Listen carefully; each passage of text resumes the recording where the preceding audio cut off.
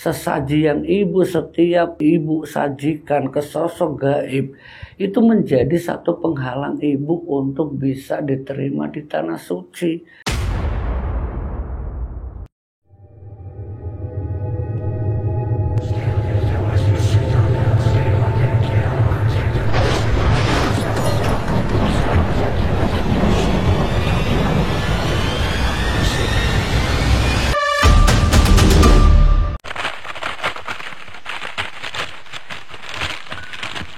Bismillahirrahmanirrahim. Assalamualaikum warahmatullahi wabarakatuh. Alhamdulillah wa syukurillah wa ni'matillah la haula wa la quwwata illa billah, amma ba'd.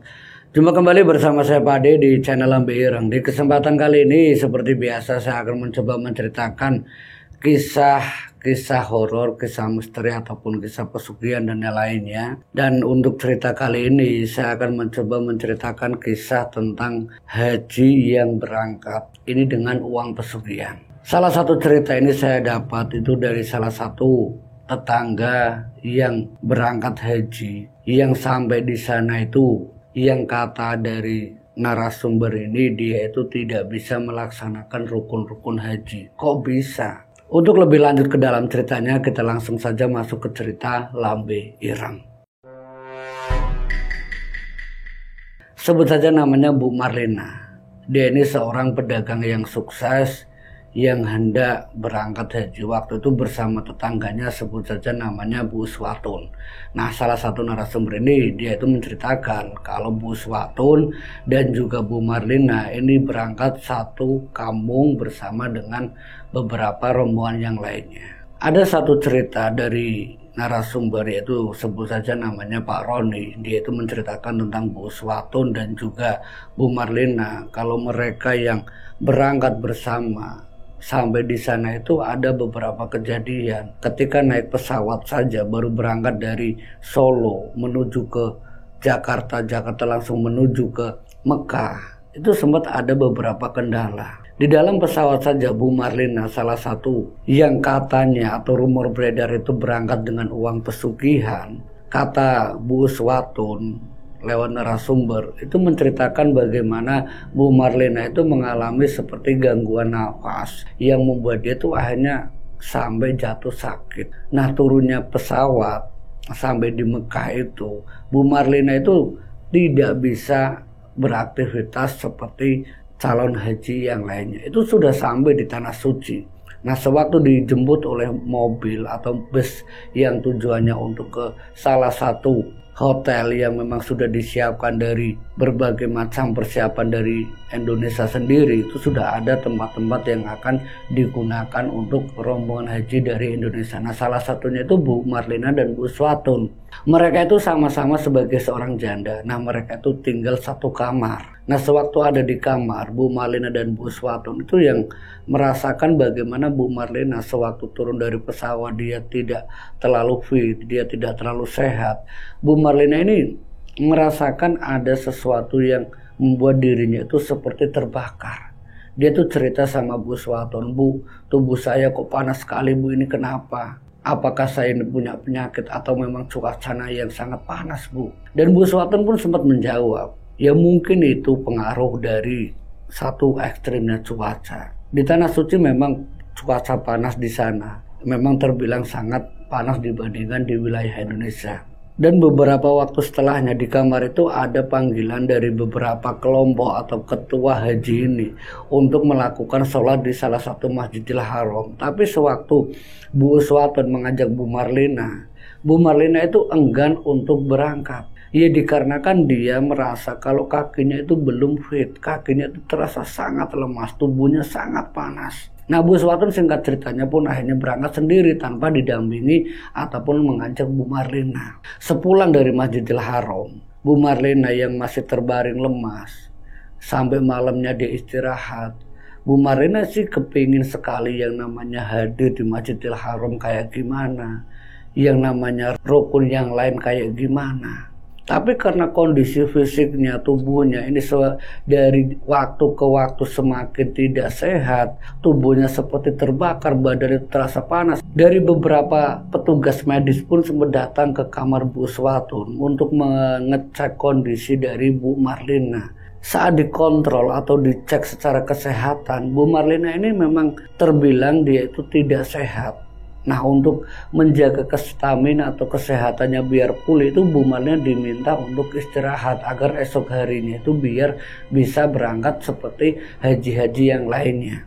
Tapi sampai di esok hari pun yang dialami oleh Bu Marlina ketika Bu Uswatun ingin mengajak Bu Marlina bersama rombongan yang lainnya ke tawaf ataupun ke yang lainnya, Bu Marlina kembali lagi dia mengeluh kalau badannya saya itu belum bisa sehat, belum bisa berjalan. Sampai Bu Uswatun itu menawarkan gimana kalau pakai jasa kursi roda. Bu Marlina sempat mengiyakan, tapi entah apa penyebabnya kursi roda atau orang yang akan mendorong itu, ya entah apa sebabnya tiba-tiba ada kabar kalau kursi roda yang akan dipinjam atau yang akan digunakan oleh Bu Marlina itu tidak ada yang dorong. Nah, siapa yang mau mendorong sedangkan dia itu sendiri seorang janda yang tidak punya suami. Sampai akhirnya Bu Uswatun pun berusaha berinisiatif, ya udah Bu sama saya saja. Tapi baru beberapa langkah Bu Marlina naik kursi roda sampai turun ke hotel hendak berangkat ke naik bus, itu ada saja penyebabnya. Saat dia berusaha naik ke bus untuk berangkat ke Tanah Suci, untuk berangkat ke Mekah, untuk melaksanakan rukun-rukun yang lainnya, dia itu sempat terjatuh dari bus tersebut sampai terjungkal di bawah pintu dari bus tersebut. Sampai akhirnya Bu Marlina itu dibawa kembali ke kamarnya. Dia diminta untuk istirahat. Bu, kalau belum sehat benar jangan dipaksakan. Itu dari beberapa rombongan haji yang lain termasuk petugas medis yang bergerak ke situ untuk menangani Bu Marlina yang jatuh saat dia berusaha naik ke bus dari kursi rodanya. Karena kondisi Bu Marlina saat itu memang benar-benar tidak sehat sama sekali. Ini sesuatu yang aneh bagi Bu Uswatun, padahal sebelum dia berangkat dia tuh sangat girang. Dia tuh sangat senang sekali kalau keinginan hajinya dia itu bakal terwujud. Sesuatu yang sangat dibangga-banggakan Bu Marlina. Nanti saya akan berangkat haji tahun ini, nanti saya akan berangkat haji bersama tetangga yang lainnya, saya akan dipanggil haji. Itu suatu kebanggaan bagi Bu Marlina. Tapi pada kenyataannya setelah beberapa hari ada di Mekah, di Madinah, tidak ada satu rukun pun yang dilakukan oleh Bu Marlina sampai selesainya rukun terakhir yaitu lempar jumroh itu pun dilakukan oleh Bu Uswatun. Bu Marlina sama sekali, sampai singkat ceritanya mereka pun akhirnya berangkat pulang. Tapi untuk Bu Marlina, dia sempat dipulangkan terlebih dahulu ke Indonesia karena kondisi fisiknya, kesehatannya yang memang tidak sanggup untuk berangkat seperti haji-haji yang lainnya. Nah, singkat cerita sampai di Tanah Suci, beberapa keluarganya, anggota keluarganya, dari anak-anaknya, dari saudaranya itu menjemput Bu Marlina yang dalam keadaan sakit. Nah, saat dijemput itu masih ada di kursi roda. Nah, dengan kursi roda itu naik mobil sampai ke kampung halaman. Dia nunggu kabar Bu Uswatun kapan dia pulang. Sampai beberapa hari Bu Uswatun pulang, beberapa rombongan haji itu sempat datang ke rumah Bu Marlina. Nah, saat di rumah Bu Marlina itu sempat mereka menanyakan, kenapa ya Bu, sampean kok tidak bisa rukun haji? Nah, Bu Marlina menjawab, ya karena kondisi saya memang tidak sehat. Tapi kan sebelum berangkat Ibu sempat cek kesehatan, cek medis, semuanya tidak ada keluhan.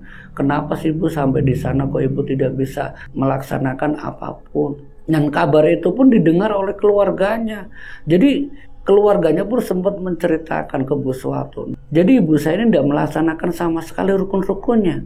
Iya nak, ibu kamu itu sakit-sakitan di Madinah, di Mekah. Loh kenapa Bu? Kenapa berangkat hajinya seperti itu? Ya sudahlah Bu, nanti tahun depan atau kedepannya lagi. Itu kalimat yang disampaikan anaknya. Sampai Bu Uswatun dan yang lainnya itu menjenguk. Salah satu narasumber ini yang juga kerabat dari Bu Uswatun itu sempat mendengar dari kabar dari Bu Uswatun dan rombongan yang lainnya. Bukan hanya Bu Uswatun, kalau kabar tentang Bu Marlina yang gagal melaksanakan rukun haji itu ada rumor kalau harta yang dia gunakan itu dengan pesugihan. Sampai Bu Uswatun pun menanyakan ke narasumber, sebenarnya ada apa sih dengan Bu Marlina? Nah, salah satu narasumber ini yaitu Roni itu dekat dengan anaknya. Nah, anaknya Bu Marlina itu sempat cerita bagaimana kondisi kekayaan yang dia miliki bersama almarhum bapaknya dulu. Memang kekayaannya itu luar biasa, cuman ketika bapaknya dulu juga kepingin naik haji. Tapi sebelum berangkat musibah itu menimpa bapaknya. Bapaknya sudah meninggal duluan. Jadi niatan haji bapaknya ataupun Bu Marlina itu belum kesampaian. Sampai akhirnya ya niat itu baru dilaksanakan Bu Marlina tahun ini. Tapi pada kenyataannya dari salah satu anaknya Bu Marlina mengatakan ke Roni, kalau Bu Marlina dari beberapa teman hajinya yang berangkat satu kloter dengan Bu Marlina dengan ibunya, rukun-rukunnya tidak terlaksana. Dan anaknya pun sempat mengatakan ke Roni, apakah ada kaitannya dengan hal-hal yang dilakukan Bapak? Sampai Roni itu bertanya-tanya, ada apa sebenarnya? Soalnya Bapak dulu orangnya kayak gini, dia itu suka naruh sesaji di sawah, suka naruh hal-hal yang berbau gaib, berbau mistis itu ada di kamar. Tapi menurut Roni, apakah orang tuamu itu melakukan sesuatu yang lebih? Maksudnya lebih gimana, Ron? Kata anaknya. Ya lebihnya misalkan di rumah kamu itu ada tempat ritual khusus bapak kamu. Maksud kamu bapak saya melakukan pesugihan? Ya bukan kayak gitu, maksudnya apa ada tempat yang dikhususkan untuk orang tua kamu melakukan ritual-ritual tertentu? Tidak ada, Ron, cuman itu saja yang dilakukan bapakku. Nah, usut punya usut dari cerita anaknya ini, Ron itu mendapatkan sebuah kabar tentang teman bapaknya, teman almarhum suaminya Bu Marlina. Kalau dulu orang yang dekat dengan bapaknya itu pernah mengantar suaminya Bu Marlina itu ke salah satu dukun yang meminta bantuan agar apapun yang dilakukan oleh almarhum suaminya Bu Marlina itu dilancarkan, tapi dengan cara bantuan-bantuan gaib. Memang dalam kenyataan seperti yang diketahui oleh anaknya, bapaknya itu ya tidak melakukan pesugihan seperti pesugihan-pesugihan pada umumnya, menumbalkan orang. Ini tidak ada tumbal satupun, entah itu dari siapa saja. Cuman yang menjadi tanda tanya, kenapa dulu bapaknya mau berangkat sampai dia harus meninggal terlebih dahulu? Kenapa ini juga saat ibunya berangkat haji dia tidak bisa melaksanakan rukun-rukunnya? Apakah ada kaitannya dengan salah satu orang yang dekat dengan bapaknya yang pernah mengantarkan ke salah satu dukun? Nah, Roni pun mendapatkan jawaban itu disampaikan ke anaknya. Dan anaknya pun ikut sama Roni untuk datang ke dukun tersebut menanyakan perihal almarhum bapaknya. Mbah, saya permisi Mbah, numpang tanya, apakah Mbah pernah dengar nama ini? Padahal itu nama bapaknya. Dan si dukun pun mengingat, oh nama ini sudah beberapa tahun yang lalu. Dan kalau saya tidak salah, ini ada datang itu bersama istrinya. Kalau tidak salah namanya Bu Marlina. Iya Mbah, itu ibu saya. Oh itu ibu kamu. Ada apa nak? Tanya Mbah dukun. Gini Mbah, saya mau nanya, apa sebenarnya Mbah yang sudah sampean katakan ke bapak saya, yang membuat bapak saya itu kok bisa jadi sukses, bisa jadi kaya? Si Mbah itu pun menjawab ke Roni ataupun ke anaknya, kalau apa yang akan dilakukan oleh bapakmu itu katanya keinginannya itu demi kelancaran usahanya. Nah, si Mbah cuma ngebantu dengan berbagai macam syarat-syaratnya. Syaratnya satu, setiap malam tertentu harus ada sesaji di tiap pojok kamar rumah. Yang kedua, di tempat usaha-usahamu harus ada sesaji, jangan sampai ditinggalkan. Dan mantra-mantranya pun saya menjelaskan ke almarhum bapak kamu, ke Bu Marlina. Nah, mendengar penjelasan dari si Mbah Dukun ini, Roni bersama anaknya itu datang kembali ke rumah Ibu Marlina dan menanyakan perihal tentang si Mbah Dukun tersebut. Bu, maaf ya Bu, apakah Ibu kenal dengan Mbah Dukun ini? Bu Marlina sempat kaget. Nah, si Mbah siapa nak? Mbah Dukun itu Bu. Iya Ibu kenal. Ada apa nak? Apakah Ibu benar melakukan apa yang dikatakan si Mbah, setiap malam tertentu sebulan sekali ngasih sesaji? Iya, Ibu lakukan itu. Terus kenapa? Ya Ibu tahu ndak, kalau hal tersebut, sesaji yang Ibu setiap malam tertentu sebulan sekali Ibu sajikan ke sosok gaib, itu menjadi satu penghalang Ibu untuk bisa diterima di tanah suci. Maksud kamu apa nak? Sesuatu yang didapatkan dari bantuan gaib itu tidak ada keberkahannya. Ibu ingat ndak dulu ketika bapak sama ibu ingin berangkat haji dulu. Ibu sempat menunda. Kenapa? Karena sebelum bapak berangkat, bapak kena musibah, dia meninggal. Ibu ingat enggak? Iya nak. Terus apakah ada kaitannya dengan sesaji itu? Bu, saya jelaskan lagi sama ibu. Bukannya ada kaitannya lagi, itu sangat terkait dengan apa yang kita punya saat ini. Semua yang kita peroleh, walaupun memang usaha itu ya saya yang kerja, saya yang ngurus toko, saya yang ngurus sawah. Semenjak bapak Anda ada memang saya mengurus. Keinginan saya ingin membuat ibu itu bisa menjadi haji yang mabrur. Tapi kenyataannya apa, Bu? Saat beberapa rombongan haji datang ke sini, bilang ibu tidak bisa melaksanakan rukun-rukunnya. Saya merasa sedih, Bu. Nah, saya pun bingung kenapa. Apakah ada yang salah dengan usaha saya, dengan usaha ibu? Apakah ada yang salah dengan harta yang dibawa ibu untuk berangkat haji? Sampai Bu Marlina pun menanyakan ke anaknya. Ibu tidak tahu, nak. Ibu benar-benar tidak tahu hal seperti itu. Untuk lebih jelasnya ya nak, tolong tanyakan ke Pak Kiai, apakah benar yang membuat ibu gagal melaksanakan rukun-rukun haji itu semua karena keterkaitan dengan sesaji tersebut. Dan juga coba tanyakan, apakah ada kaitannya dengan musibah yang dialami bapak kamu sehari sebelum bapak kamu niat berangkat haji bersama ibu dulu. Dan anaknya bersama Roni datang ke praktisi, seorang ulama, seorang ustadz, menanyakan perihal apakah ada kaitannya dengan rukun haji yang tidak bisa dilakukan oleh ibunya, berkaitan dengan sesaji yang sudah bertahun-tahun dilakukan oleh ibunya dan almarhum bapaknya. Dari penjelasan sang ustadz ke Roni ataupun ke anaknya Bu Marlina, wallahu a'lam bishawab. Tapi jika memang itu bersumber pada sesuatu yang bukan dari ridha Allah, ketika akan berangkat haji dan kembali ke tanah suci, tanah yang merupakan suatu keberkahan dan tujuan setiap umatnya Kanjeng Nabi, ketika harta yang kamu bawa atau siapapun golongan umat manusia yang berangkatnya itu dengan uang yang tidak halal, itu akan ada saja kendalanya.